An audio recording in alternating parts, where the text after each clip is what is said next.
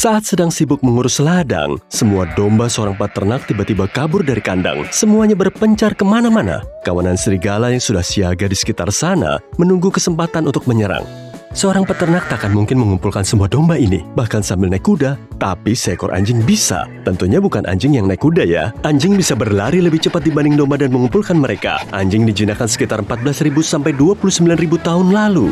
Tujuan awalnya adalah membantu manusia melakukan tugas sehari-hari yang tak bisa kita lakukan sendiri. Akhirnya kita menyadari bahwa anjing dengan ukuran dan keterampilan tertentu mampu melakukan tugas-tugas spesifik dengan lebih baik. Anjing gembala Jerman atau herder jelas bisa mengembala. Doberman digunakan untuk menjaga keamanan karena mereka tampak mengintimidasi. Atau ras lain seperti terrier dibesarkan untuk mencari tikus dan hama lainnya di tempat-tempat yang sulit dijangkau. Anjing adalah pengendali hama sesungguhnya sebelum ada jasa pembasmi hama yang bisa dipanggil kapanpun. Hey, makasih video. Greyhound adalah pelari yang gesit dan dibiarkan untuk berburu. Mereka mampu mengejar hewan buruan hingga 70 km per jam, menjadikannya ras anjing tercepat di dunia. Maka repot kalau memelihara anjing ini di apartemen. Mastiff sudah ada sejak zaman Romawi kuno. Mereka terbiasa mengusir singa dan hewan besar lainnya, menjadikannya anjing penjaga yang sempurna untuk melindungi rumah. Mastiff mungkin terlihat seram dan menakutkan, tapi mereka hanyalah raksasa lembut yang senang bermain dan bersantai. Saint Bernard adalah anjing besar berbulu yang mampu menahan suhu dingin. Mereka sering dipakai untuk mencari pendaki gunung yang tersesat dan wisatawan yang terjebak dalam badai atau longsor salju. Saint Bernard juga dikenal sebagai kurir terbaik di dunia anjing dan bisa menarik gerobak sendiri. Kalau kamu tinggal di daratan es sepanjang tahun, kamu mungkin punya beberapa anjing Siberian Husky. Mereka membantu urusan transportasi dan bekerja sangat baik dalam kelompok. Orang yang hidup di wilayah seperti itu menggunakan Siberian Husky untuk menarik kereta luncur dari satu tempat ke tempat lain sampai saat ini. Tapi ada juga anjing yang, katakanlah berwajah unik, tapi tetap gemesin. Ya, kamu tahu yang aku maksud, Bull Terrier. Anjing bermoncong lengkung ini dikenal cukup kuat di dunia anjing. Mereka senang hidup bersama manusia dan tidak pernah bosan bermain. Lalu ada Pug, teman bermata belok favorit kita. Pug sudah menemani manusia selama ratusan tahun di Tiongkok sebagai anjing rumahan yang sempurna. Pug juga dikenal sebagai badutnya dunia anjing. Mereka akhirnya diperkenalkan ke Eropa dan mendunia dari sana. Saking populernya, mereka sering muncul dalam lukisan sejak tahun 1700-an. Salah satu ras anjing tertua dan satu-satunya yang berlidah biru adalah Chow Chow. Chow Chow mungkin terlihat seram, tapi seperti biasanya mereka cuma anjing imut yang gemesin. Kalau kamu suka kucing, Chow Chow mungkin bisa membuatmu suka anjing. Chow Chow kadang suka menyendiri sehingga sifatnya agak mirip kucing. Mereka tidak begitu tertarik bersosialisasi, tapi tetap sahabat yang setia.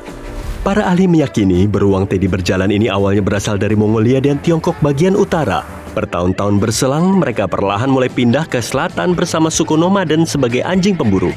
Seperti Pug, ilustrasi Chow Chow muncul di banyak karya tembikar dan lukisan yang umurnya sudah 2000 tahunan. Saat popularitasnya sampai ke seluruh dunia, nama Chow Chow pun terus diingat. Salah satu anjing serigala pertama adalah campuran antara serigala dan anjing Pomerania. Yap, anjing mungil yang biasa dijadikan aksesori imut ini adalah setengah serigala. Tapi anjing Pomerania abad ke-18 tidak seperti yang ada saat ini. Mereka adalah anjing pekerja yang tangguh dan berotot yang digunakan untuk membantu gembala beternak dan bahkan membajak ladang dalam kondisi bersalju. Terrier, Greyhound, Mastiff, Pug, bayangkan saja jenis anjing apapun.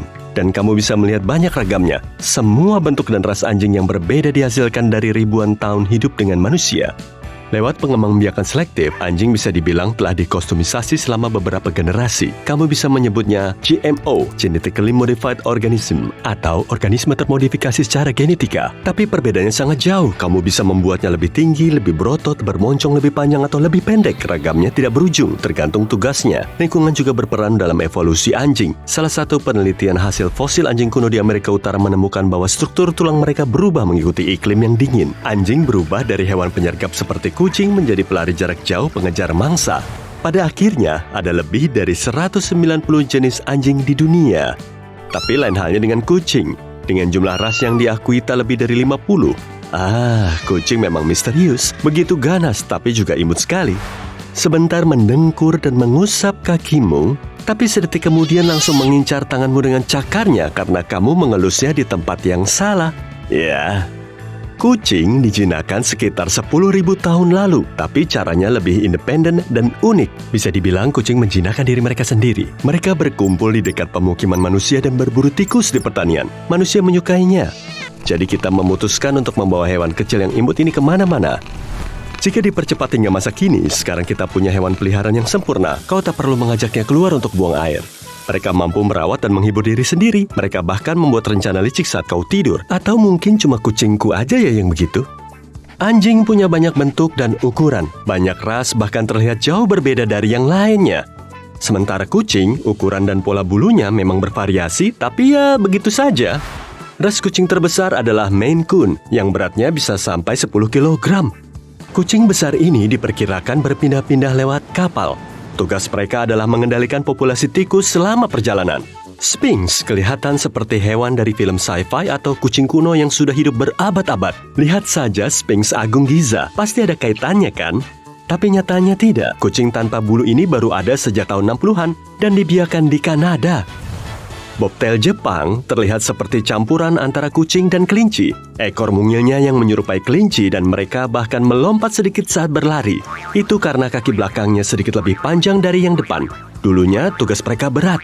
Catatan sejarah menunjukkan kucing-kucing ini dipakai untuk memusnahkan tikus yang menyebabkan masalah besar bagi perdagangan sutra Jepang pada tahun 1600-an. Savana terlihat seperti kucing yang bisa ditemukan di hutan atau hutan hujan dan memang ada benarnya. Kucing ini adalah campuran antara kucing domestik dan serval, yaitu kucing Afrika liar. Kucing cantik bertelinga runcing ini adalah jenis kucing domestik yang tubuhnya paling tinggi dan punya bintik-bintik unik mirip cheetah. Sebenarnya, ada juga orang yang memelihara serval. Serval lebih besar daripada kucing rumahan biasa dan mereka mudah marah kalau dikurung di suatu area tertutup terlalu lama. Sebaiknya jangan pelihara kucing ini di rumah, karena sofa dan mejamu bisa menjadi korban cakarannya. Sama halnya dengan korden, bantal, dan barang-barang lainnya. Ocelot adalah salah satu kucing liar yang paling mencolok. Kamu bisa membandingkannya dengan serval, karena ocelot punya corak bergelombang dan suka mencakar. Besarnya bisa setara anjing herder, serta punya banyak warna dan pola.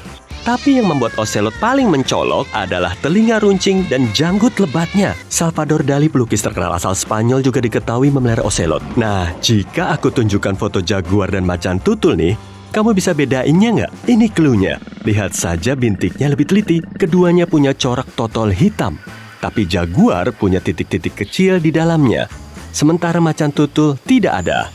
Selain itu, tanyakan saja dari mana kedua hewan ini berasal. Jaguar tinggal di Amerika Tengah dan Selatan, sementara macan tutul hanya ada di Afrika dan sebagian Asia.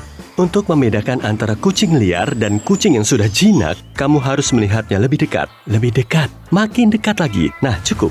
Iya, gen. Berkat gen, kucing rumahan lebih mampu mengendalikan perilaku agresif liarnya.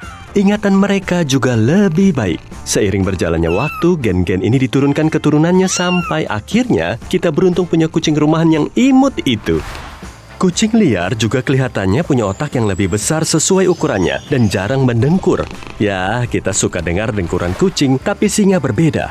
Singa dan kucing liar lain biasanya bersuara dengan mengaum.